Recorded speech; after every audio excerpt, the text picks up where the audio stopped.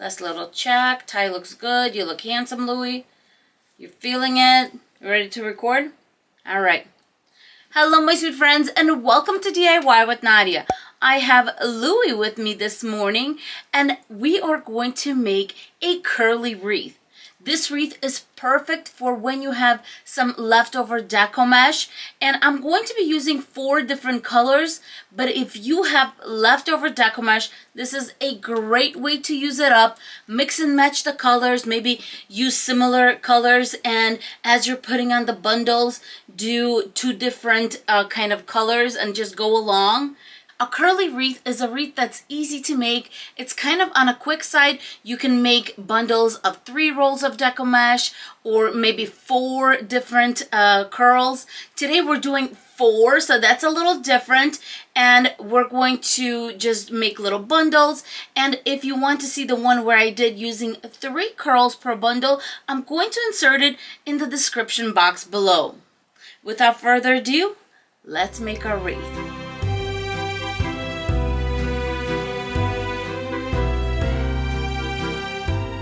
For today's curly wreath, I'm going to be using 4 different rolls of deco mesh. While my deco mesh is all 10 inches by 10 yards or 30 feet, this is a great technique to use on some leftover deco mesh that you can mix and match with the colors that go with your decor, and you can have a beautiful wreath using your leftovers. Then you're going to need some sort of a cutting tool, a rotary cutter, scissors, or even a heating tool. I'm going to be using a 14-inch wreath form from the Dollar Tree. This one is in gray or silverish color. When choosing a centerpiece for this wreath, you can use one of the bigger ones because of the sheer volume that this wreath is going to be. This one is 12 inches in diameter. And we're also going to need some pipe cleaners. Before I start cutting deco mesh, let's talk about the bundles and how much we're going to need to make this wreath. If you're using 3 colors, we're going to put 5 bundles in each section. When we add the 4th one, obviously 5 is going to be a little too much. So we're only going to be putting 4 in each section. That means we're going to need 24 bundles, 10-inch strips of each color. When I have so much deco mesh, it's easy to cut them when you just layer them and cut. But because there's 4, I feel like that's a little too much. So I'm just going to separate 2 of these. Grab my little bin. This is the bin I usually use. And as I always say, you can use a shoebox, whatever you have on hand. And I'm just going to put 2 rolls in here. Layer them one on top of the other. Let me move it to the side. And now I'm just going to be using my rotary cutter, and I'm going to be cutting into 10-inch strips. This little guy is just so smooth.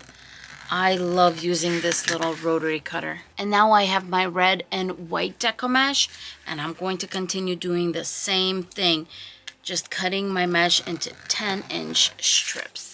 I'm ready to get started on the bundles. All my deco mesh is cut into 10-inch strips. I'm going to need some kind of a clamp, a clothespin, whatever you have on hand. I like using these little guys. They come 2 in a set from the Dollar Tree. Now for our pipe cleaners, I'm just going to grab them, fold them in half, and cut them.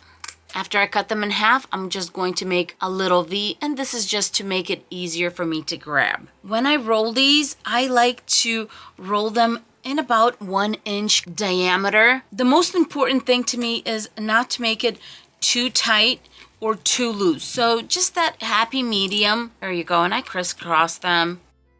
Keep on going. And the red one. I have my 4, grabbing my piece of pipe cleaner, just going to wrap it around. And since it's a big bundle, I'm going to come from the back and just kind of squeeze it together. And there you go. You have your first bundle. This is going to be so much fun. And you just continue making your little curlies.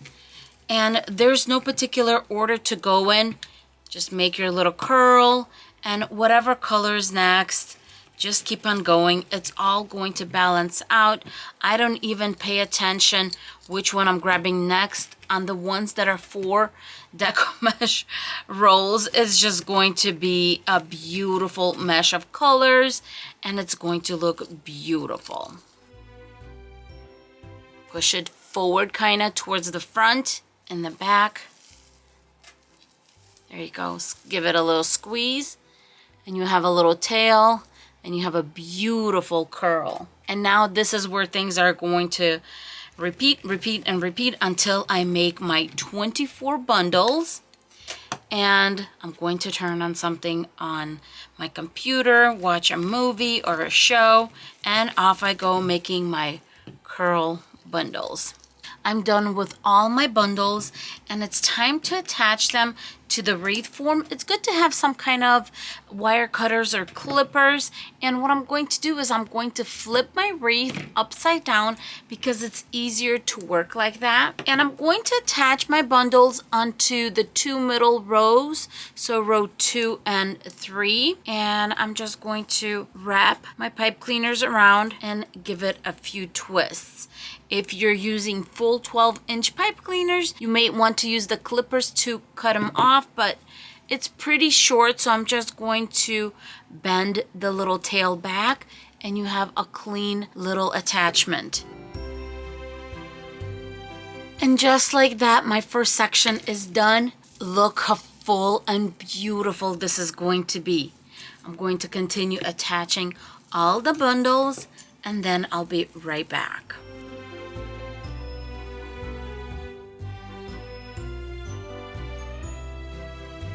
I know I sped the process up on video, but as I'm putting on my last little bundle, I'm a little bit over 6.5 minutes to put on all of these bundles. Super quick, and as you see, easy and fun. Let's flip this over. Look how beautiful it is. I am loving the pop of gold here and there. Now I'm just taking our centerpiece. I want to see how it's going to look, and I think it's going to look beautiful. I'm going to try to set it back just a little bit and get these curls out. So I have 2 little attachments right here and right there. I'm going to grab some floral wire, and we're going to attach our centerpiece. I'm grabbing some floral wire, and since this one is only 22 gauge, I'm a little bit weary about it, so I'm going to actually double it. I don't have a strong wire that's white. I only have the green one, and I think it will really show, so I'm just going to grab this white one and cut about, I don't know, 20 inches, and I'm going to put it through. In the back, I'm just going to give it 2 nice twists, and then straighten my wire out so I can send it back to attach. Same thing with the second piece. Going to fold my wire and just send it back. Let's flip. Going to be attaching it on an intersection. So let's find that first one. There you go. And one side of the wire we're going to put on one side of the intersection. The other one, I'm going to go up a little bit actually and put it up there. And since I know I want it to be towards the inside a little bit, I'm going to pull it up and give it a few twists. I'm not locking it in at this point. I'm going to do the same thing with the other side. After I have it set, I'm going to come back, do another twist. There you go. And I'm just going to twist that ending in place. Some of the curls I am going to leave in the back. That's what's going to kind of prop up our sign. And now it's time to cover the back. To cover the back, you can use 2 things. You can use a placemat and zip tie it in place, or we can use a steering wheel and wrap it around. Because this does kind of look messy in the back, I decided to use one of these placemats. Just place it in the center. I usually just attach in 3 spots. You can use floral wire, or I actually like using zip ties. I find them super easy and quick. And after I do a quick zip, I'm going to grab my little wire cutters, clip that off, and of course this little part that has the sharp end, I'm going to send it to the back. Once it's nice and attached, I'm going to go to the front and make sure that everything looks good. And I'm going to see where my top is. Grabbing a jute cord, going on an intersection, and I'm just going to make a few knots, send it to the back, and we have a hanging loop. At this point, my wreath is all done. It's nice and pretty. And I'm just going to grab a pair of scissors and cut any of the strays. Don't pull them because sometimes you can damage the actual curl by pulling. Just snip off here and there and clean it up a little bit. And your wreath is all done.